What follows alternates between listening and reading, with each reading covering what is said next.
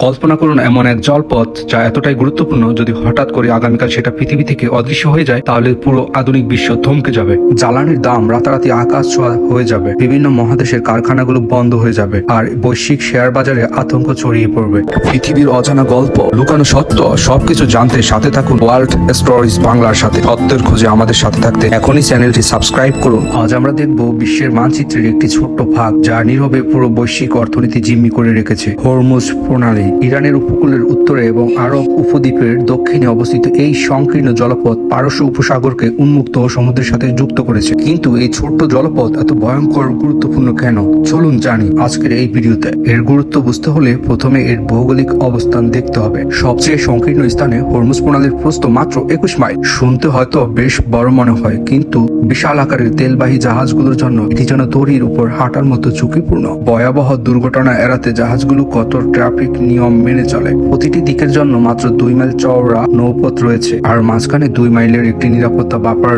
চারপাশের পানি খুবই অগভীর হওয়ায় এই বিশাল জাহাজগুলোর জন্য অন্য কোথাও যাওয়ার সুযোগ নেই। তারা যেন সূচের ছিদ্র দিয়ে সুতা ঢুকানোর মতো করে চলাচল করে। শতাব্দীর পর শতাব্দী ধরে এই ভৌগোলিক বৈশিষ্ট্য এটিকে জলদস্যুদের স্বর্গ এবং ব্যবসায়ীদের জন্য দুঃস্বপ্নে পরিণত করেছিল। 1300 শতকে মার্কলো হরমুজ বন্দরে এসেছিলেন এবং এর বিপুল সম্পদের কথা উল্লেখ করেছিলেন। আজকের দিনে এখানে সিল্ক বা মশলা নয়, পরিবাহিত হয় জ্বালানি। প্রতিদিন প্রায় 2,10,00,000 ব্যারেল তেল এই পথ দিয়ে অতিক্রম করে, যা বিশ্বের মোট ব্যবহৃত তেলের প্রায় 20%। অর্থাৎ পৃথিবীর প্রতি 5 ব্যারেলের মধ্যে 1 ব্যারেল তেল এই পথ দিয়ে প্রবাহিত হয়। শুধু তেল নয়, বিশ্বের প্রায় 1/4 তরলকৃত প্রাকৃতিক গ্যাস বিশেষ করে কাতার থেকে এই পথ দিয়ে অতিক্রম করে। আপনি ভাবতে পারেন পাইপলাইন ব্যবহার করা যায় না? সৌদি আরব ও সংযুক্ত আরব আমিরাত কিছু পাইপলাইন তৈরি করেছিল, কিন্তু সেগুলোর সক্ষমতা জাহাজের তুলনায় খুবই কম। সহজভাবে বললে হরমুজ প্রণালীর কোনো বিকল্প নেই, আর এই কারণেই এটি একটি ভূ রাজনৈতিক পারদের স্তূপ। মধ্যপ্রাচ্যে সামান্য অস্থিরতা পুরো বিশ্বকে এই প্রণালী নিয়ে চিন্তিত করে তোলে। 1980-র দশকে ইরান ইরাক যুদ্ধের সময় এটি সরাসরি যুদ্ধক্ষেত্রে পরিণত হয়েছিল, যা ট্যাঙ্কার যুদ্ধের নামে পরিচিত,